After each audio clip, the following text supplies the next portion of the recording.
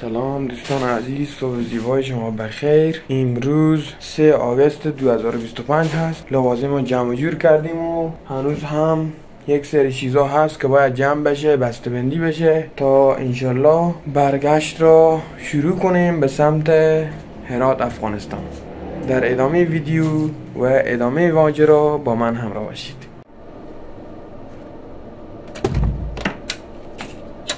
سلام عزیزان، سلام دوباره به شما.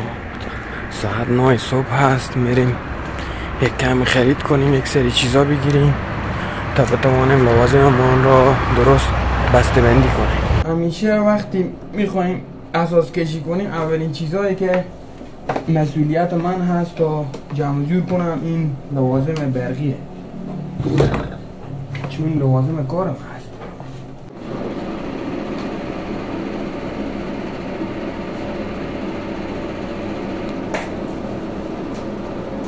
بله دوستان، در حال جمع‌آوری لوازم ما هستیم. طوری که می‌بینید همه چی تقریبا جمع جور شده، یک چیزای دیگه هم مونده.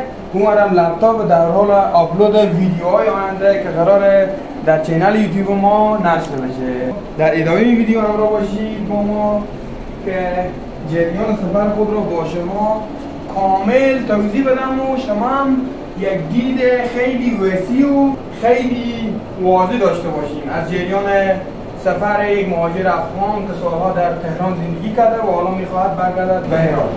خیلی چیزا جمع شده، خیلی چیزا مونده که جمع جور کنیم. انشالله به زودی این چیزا آماده میشه و اینا رو جمع جور میکنیم و آماده حرکت.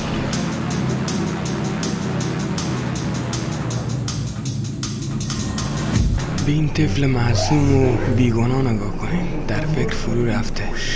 تازه خانواده این به خانه ما آمدن. فرزند یکی از دوستای من هست، خیلی جذاب و با نمک به نظر میرسه. بله عزیزان، ساعت 3:30 بعد از ظهر شده. هنوزم جمع‌آوری ما جریان داره. چیزی جمع کردم، کیبورد و این چیزا رو گذاشتیم. یک سری چیزای دیگه هم مونده که در حال جمع‌آوری هستیم.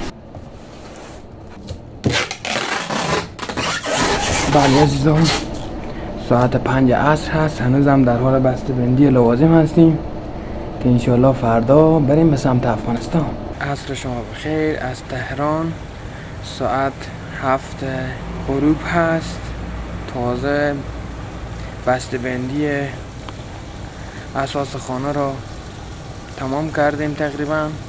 آمدم بیرون چند لحظه نفس بکشم در داخل طبیعت، زیر درخت‌های زیبا و سبز. امروز هم همینطور به پایان رسید. خیلی از کارا رو تمام کردیم و پیش بردیم. انشالله آماده هستیم که فردا سفر خود را شروع بکنیم به سمت هرات افغانستان. تشکر از اینکه حمایت میکنید. لطفا لایک کنید، مشترک شوید و اگر سوال نظری دارید در بخش نظر زیر این ویدیو بگذارید و اگر کسی این روزها را به پیش داره حتما این ویدیو رو برایش هم رسانی کنید تا آنها هم ببینم که چه حسی داره و چه کارهایی بهتر انجام داد قبل از رفتن و در جریان رفتن. تا ویدیوی بعد، خدا نگهدار. این منم سید یحیی با دوستم و آن هم پسرشان کنارشان نشسته. 1 سالم سن داره، اسمشم مهران هست.